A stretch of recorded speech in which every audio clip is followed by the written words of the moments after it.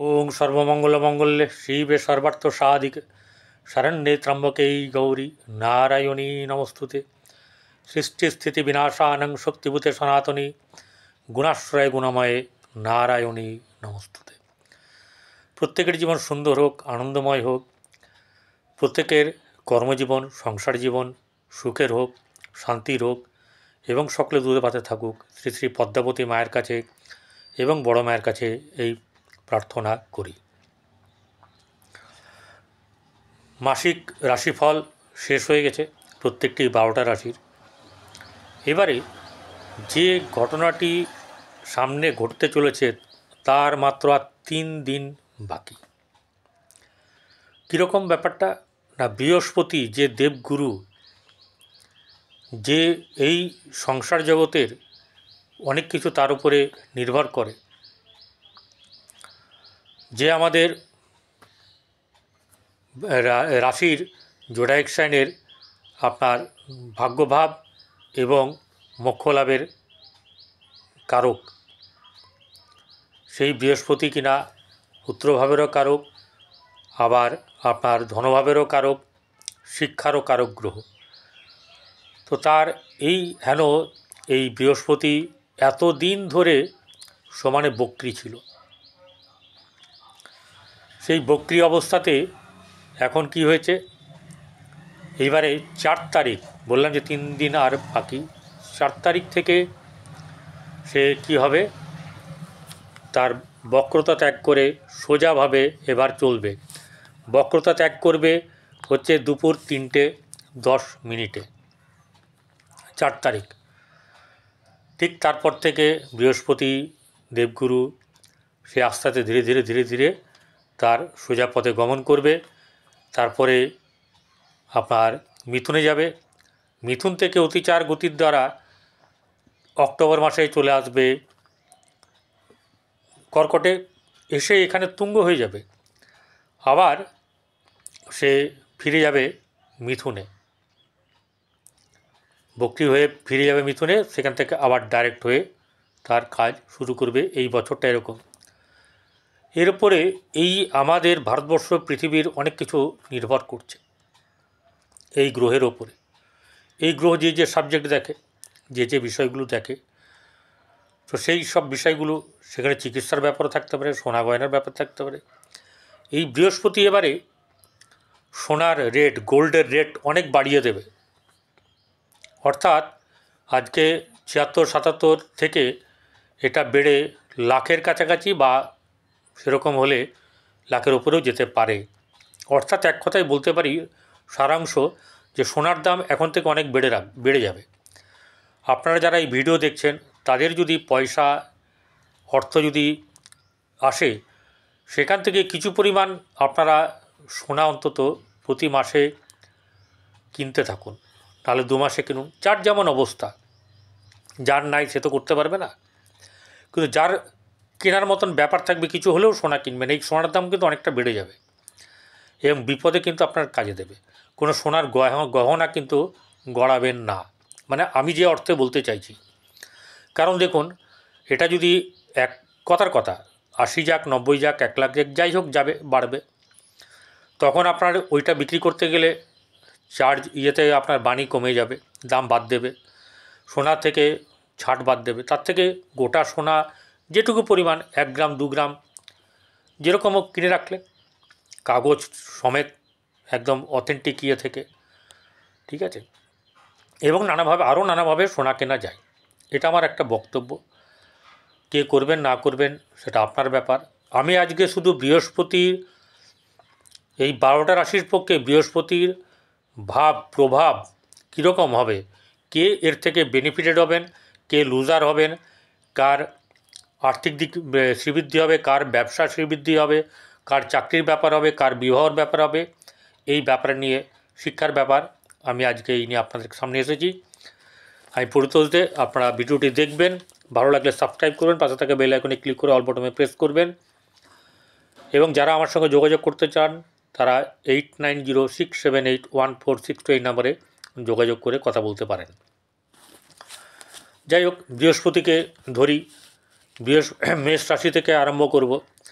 অল্প করে বলবো সব রাশিরই একদম ইম্পর্ট্যান্ট কথাগুলো, যেটা হচ্ছে গিয়ে জ্যোতিষ মতে গোচর বিচারে যে ফলাফল হয়, অন্য কোনো গ্রহকে কিন্তু আমি টানছি না, আগেই বলে রাখছি, শুধু বৃহস্পতির সাপেক্ষে কে কীরকম পাবে। চলুন, মেষ রাশির পক্ষে দ্বিতীয় বৃহস্পতি বসে আছে বৃষ রাশিতে। বর্তমানে রেট্রোগেট 4 তারিখ থেকে আপনার দুপুর 3:10 পরে হচ্ছে ডাইরেক্ট হয়ে যাবে, সোজা হয়ে যাবে, মার্গী হয়ে যাবে।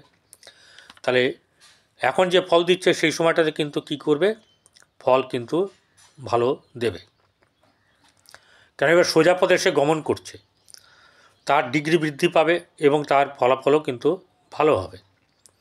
এবারে দেখুন, যে ঘরে বসে আছে সে ঘরটা তার শুভ ঘর নয় বৃহস্পতির। আমি দ্বিতীয় ভাবের কথা বলছি। দ্বিতীয় ভাবে যেহেতু বৃহস্পতি বসে আছে, তাহলে ধনাগম হবে। এই বৃহস্পতি কী হচ্ছে, আপনার ভাগ্যভাব এবং আপনার ব্যয়ভাব, অর্থাৎ 9 এবং 12, তা 2, 9, 12 কানেকশন কিন্তু হচ্ছে।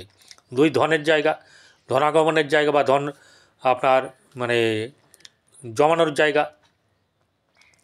ভাগ্যভাব, সে ভাগ্যভাবের অধিপতি হয়ে দ্বিতীয় বসে আছে, তাহলে ভাগ্যভাব থেকে আপনার ভালো ফল যাবে, ভালো কিছু হবে। এবং দ্বাদশ ভাবের অধিকারী হওয়ার জন্যে তাহলে দ্বিতীয় আয় এখানে ব্যয় হয়ে যাবে, অর্থাৎ আপনার ক্ষেত্রে বৃহস্পতির হচ্ছে গিয়ে ঠেকা দেবে, মানে যেটা দরকার সেটা পাবেন ব্যয়ের জন্যে। বোঝা গেল? বৃষরাশি, বৃষরাশির পক্ষে বৃহস্পতি শুভকারক গ্রহ নয়।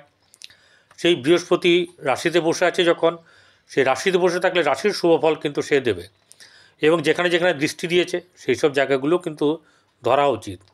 যেমন এর আগে মেষ রাশির পক্ষে আপনার ষষ্ঠ ভাব, তারপরে অষ্টম ভাব এবং দশম ভাব, তাহলে এই জায়গাগুলো যে ষষ্ঠ অষ্টম জায়গাকে দৃষ্টি দেওয়া মানে সেই জায়গাটা কিন্তু তার খারাপের থেকে ভালো হবে বা খারাপটা হবে না।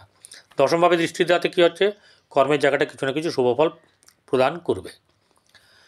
এবারে চলে আসি বৃষরাশির জায়গায়। বৃষরাশিতে বৃহস্পতি বসে আছে, সেই বৃহস্পতি হচ্ছে গিয়ে অষ্টম ভাব এবং হচ্ছে একাদশ ভাব, অর্থাৎ বৃহস্পতি এই রাশির পক্ষে কোনোভাবেই বা লগ্নের পক্ষে লাভজনক কিছু নয়।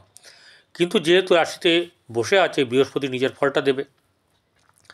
তো রাশিতে বসে ডাইরেক্ট যখন হয়ে যাবে, তখন এই রাশির ব্যবসার জন্য সমস্যা যেটা থাকবে সেটাকে বাড়াবে। বিয়ের ব্যাপার, যাদের বিয়ে হচ্ছে না বা বিয়ে হয়নি আটকে আছে, তাদের কিন্তু বিয়ের যোগ আছে এবং ব্যবসাও কিন্তু বৃদ্ধি হবে। এই যেহেতু এখানে পঞ্চমভাবে দৃষ্টি দিয়ে আছে, পঞ্চমভাবে আরও কেউ দৃষ্টি দিয়ে থাকুক তা আলোচনা করব না, দৃষ্টি দিয়ে আছে সেহেতু অনেক খারাপ যদি হয়েও থাকে সেটা কিন্তু অনেকটা লাভ করে দেবে বৃহস্পতি, বা কমিয়ে দেবে খারাপ অবস্থাটাকে। এবং সে সপ্তম ভাবকে দৃষ্টি দেওয়াতে ওই যে বললাম, ব্যবসা যেমন বৃদ্ধি হবে এবং যাদের বিয়ে হচ্ছে না তাদের কিন্তু বিয়ে হবে। আর কোথায় দৃষ্টি দিয়ে আছে, সেটা হচ্ছে গিয়ে ভাগ্যভাব। ভাগ্যভাবের দৃষ্টি দেওয়াতে বৃষ রাশির কিন্তু ভাগ্যভাব কিন্তু সুপ্রসন্ন হবেই হবে এবং তার কিন্তু বর্তমান সময়টা ভালো যাবে। চলে আসবো এবারে আপনার একাদশ। একাদশ হচ্ছে লাভস্থান। লাভস্থানের অধিপতি রাশিতে বসে থাকা মানে হচ্ছে তার কোনো না কোনো দিক থেকে সে সাফল্য পাবে এবং তার লাভ বা লিকুইড মানি তার কিন্তু বাড়বে। মিথুন রাশি, মিথুন রাশির জাতক জাতিকাদের হচ্ছে গিয়ে এই রাশির সপ্তম, দশম, দ্বাদশে বসে আছে। তাহলে মিথুন রাশির পক্ষে সপ্তম ভাব যদি দ্বাদশে বসে থাকে, তাহলে বৈবাহিক জীবনে যেমন ভালো না, ব্যবসার ক্ষেত্রেও মোটেও ভালো না। এবারে দশম ভাব কর্মের জায়গা, তাহলে কর্মের জায়গার অধিপতি যদি দ্বাদশে থাকে, তাহলে আপনার কি হতে পারে, বিদেশে বা বহু দূরে আপনার রাজ্যের বাইরে বা বিদেশে আপনার কর্মযোগের সম্ভাবনা থাকবে। তাছাড়া এখানে ঘরের কাছে কিন্তু কোনো কিছু হবে না, বরং বাধা বিপত্তি হবে। তো এগুলো নির্ভর করছে আপনার নিজের জন্মছক কীরকমভাবে আছে না আছে সেইভাবে। এবার এর দৃষ্টি দিয়ে আছে কোথায়, আপনার চতুর্থে। মিথুন রাশির চতুর্থে বৃহস্পতির দৃষ্টি আছে, তাহলে চতুর্থ ভাবটাতে যতটা যদি খারাপ থেকে থাকে, তাহলে সেটাকে অন্তত বেশ কিছুটা তার খারাপ অবস্থা থেকে ভালো অবস্থায় নিয়ে আসবে। এবং সপ্তমে আপনার ষষ্ঠে দৃষ্টি দিয়ে আছে মিথুন রাশির বৃহস্পতি, তাহলে ষষ্ঠ জায়গায় ভালো না, অষ্টম জায়গাও ভালো না। তাহলে এই যেখানে বৃহস্পতির দৃষ্টি দেওয়াতে এই ষষ্ঠ অষ্টম জায়গাটাতে খারাপ কিন্তু হলে বৃহস্পতি কিন্তু ঠেকা দেবে। এই বৃহস্পতি কর্মের জায়গায় বললাম আগেই, তাহলে আর বলছি না। এবারে চলে আসবো কর্কট রাশি। কর্কট রাশির পক্ষে ষষ্ঠপতি এবং ভাগ্যপতি বসে আছে কোথায়? একাদশে। তাহলে 6, এদিক থেকে 6, ওদিক থেকে ভাগ্য মানে 9, আর এদিক থেকে হচ্ছে 11, 6, 9, 11। তাহলে এদের ক্ষেত্রে কিন্তু কর্মের যোগটা কিন্তু ভালো আছে এবং ভাগ্যভাবও ভালো থাকবে। বৃহস্পতি এদের ক্ষেত্রে কিন্তু শুভ ফল দেবে এবং বৃহস্পতি তৃতীয় ভাব ভাইয়ের জায়গাতে দৃষ্টি দিয়ে আছে, সেই জায়গাটা কিছুটা উন্নতি থাকবে। এবং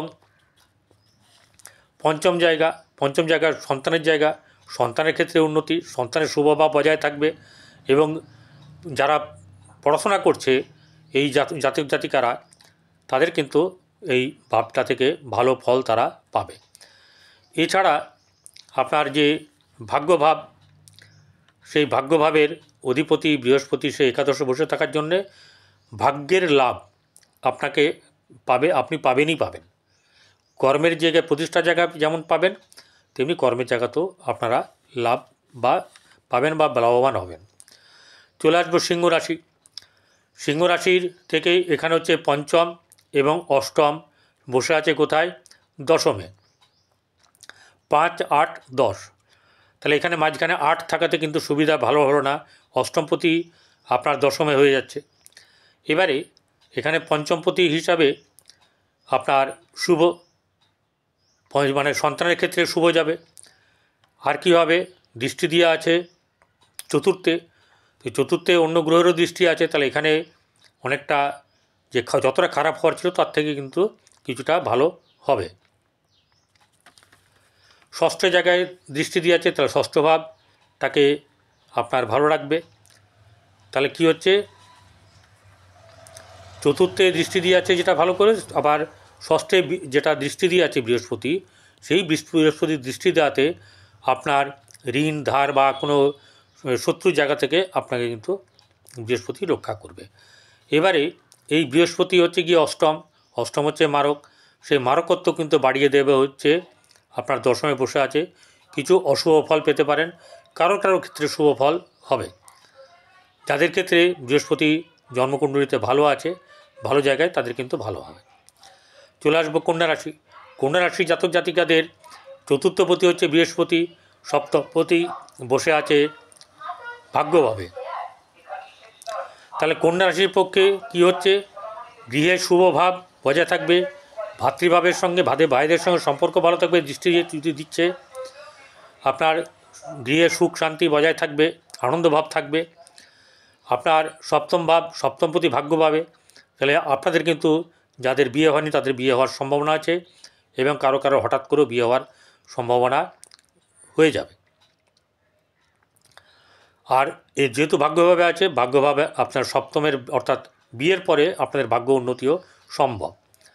চলে আসবো তুলা রাশি। তুলা রাশি জাতক জাতিকাদের বৃহস্পতি কোনো কাজের গ্রহ নয়, তৃতীয়পতি ষষ্ঠপতি বসে আছে অষ্টমে, অর্থাৎ এক্ষেত্রে কিন্তু শুভ নয়। কিন্তু বৃহস্পতি দ্বিতীয় যেহেতু দৃষ্টি দিয়ে আছে সেহেতু ভালো থাকবে, অর্থাৎ আর্থিক দিক থেকে শুভ হবে কিছুটা।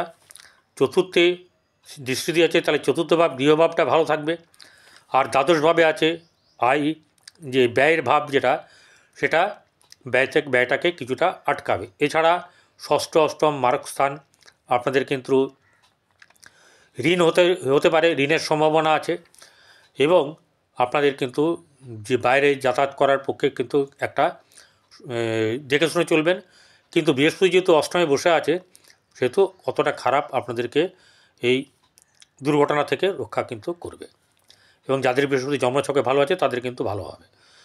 চলে আসবো এবারে কোথায়? বৃশ্চিক রাশিতে। বৃশ্চিক রাশিতে সপ্তমে বসে আছে দ্বিতীয়পতি সপ্তমে, অর্থাৎ আর্থিক দিক দিয়ে ব্যবসার দিক থেকে খুবই ভালো এবং এই রাশির জাতক জাতিকাদের যাদের বিয়ে হয়নি তাদের কিন্তু বিয়ের সম্ভাবনা আছে।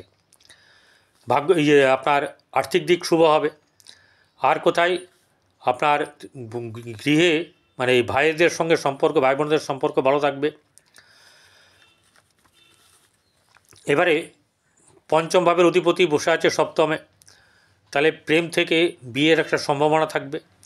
অর্থাৎ যেহেতু রাহু শুক্র এখানে বসে আছে, হঠাৎ করে প্রেম এবং প্রেম থেকে বিয়ে হওয়ার সম্ভাবনা কিন্তু থাকবে।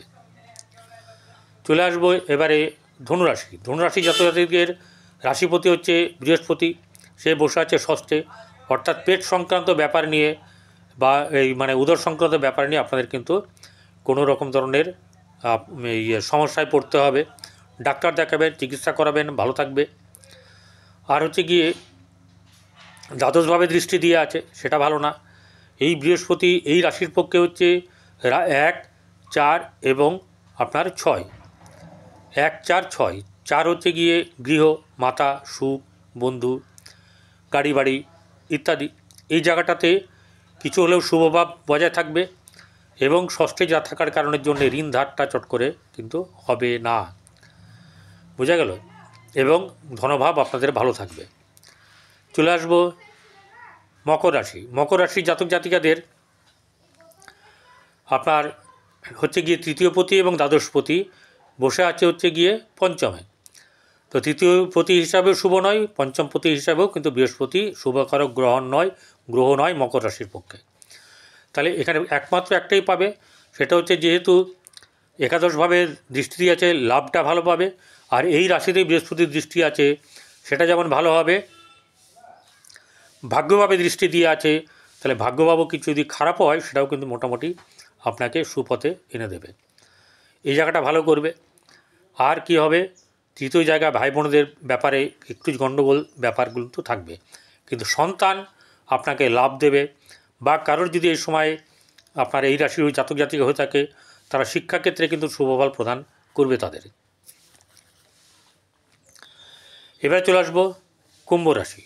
কুম্ভ রাশির জাতকদের পক্ষে দ্বিতীয়পতি এবং হচ্ছে গিয়ে আপনার একাদশপতি বসে আছে কোথায়, চতুর্থে। তা এখানে কিন্তু বৃহস্পতি কুম্ভ রাশির পক্ষে খুবই লাভজনক ব্যাপার। রাশিপতি দ্বিতীয়পতি হিসাবে চতুর্থে বসে আছে, তাহলে আপনার আর্থিক দিক থেকে ভালো হবে, গৃহের শুভভাব বজায় থাকবে, গৃহের শুভ অনুষ্ঠান, এবং আপনার হঠাৎ করে কোনো জায়গায় লাভ পাওয়ার সম্ভাবনা কিন্তু থাকবে। লাভ সংক্রান্ত ব্যাপার নিয়ে আপনাদের এগোনো যাবে, কিন্তু এটা ভালো হবে। চলে আসবো মীন রাশিতে। মীন রাশির রাশিপতি, সে রাশিপতি এবং হচ্ছে দশমপতি, সে বসে আছে তৃতীয়। এটা ভালো না, রাশিপতির তৃতীয় কিন্তু শুভফল প্রদান করবে না, যেহেতু বৃহস্পতি বসে আছে এবং অশুভ স্থানে বসে আছে। তৃতীয় ভাই বোনদের জায়গায় খারাপ হবে না বৃহস্পতি বসে থাকলে, কিন্তু আর কিছু শুভফল সেটা দিতে পারবে না। এবারে সপ্তমভাবে দৃষ্টি দেওয়াতে ব্যবসাজনিত ব্যাপারে যদি খারাপ কিছু হয়, যতটা খারাপ করে ততটা হবে না, মোটামুটি শুভভাব বজায় থাকবে। এছাড়া ভাগ্যভাবে অন্য গ্রহ দৃষ্টি আছে, বৃহস্পতিরও আছে, ভাগ্যভাব মধ্যম শুভ। আর যেটা লাভ হবে সেটা হচ্ছে একাদশ থেকে কোনো না কোনোভাবে লাভ সাফল্য কিন্তু আপনার জীবনে আসবে এবং আপনার কিন্তু খারাপ হবে না। বৃহস্পতি কিন্তু আপনাকে এই সব জায়গা থেকে ভালো রেজাল্ট দেবে। নমস্কার, সকলে ভালো থাকবেন।